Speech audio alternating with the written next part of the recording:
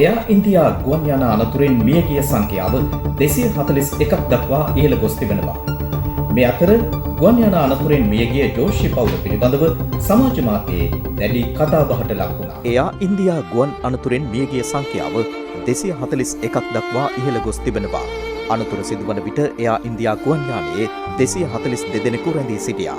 මගින් 230 දෙනෙකු සහ කාර්යමණ්ඩල සමාජිකයින් 12 දෙනෙකු ඊට ඇතුළත්.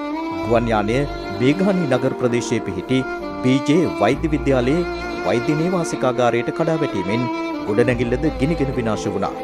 මියගිය අය අතරින් 169 දෙනෙකු ඉන්දිය ජාතිකයින්. ගුජරාට් ප්‍රාන්ත හිටපු ප්‍රධාන අමාත්‍ය විජේ රූපානීද ඒ අතර වන බවයි ඉන්දිය වාර්තා සඳහන් කළේ.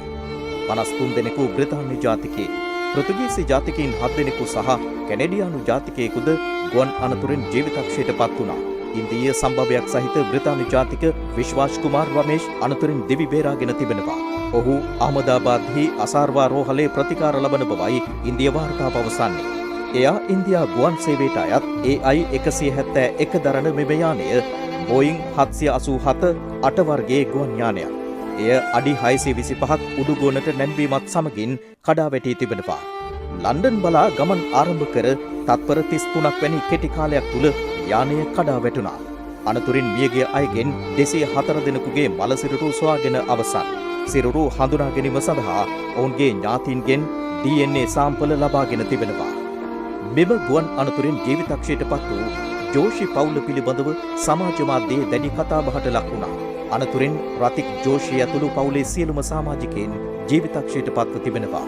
මෘදුකාංග විශේෂඥවරයෙකු වන ඔහු ආචාර්යවරයෙක්. වසර 6ක් ලන්ඩනයේ ජීවත් වූ ජෝෂි තම බිරිඳ සහ දරුවන් 3 දෙනා ලන්ඩනයේ පදිංචියට රැගෙන යාමටයි ඉන්දියාවට පැමිණ ඇත්තේ.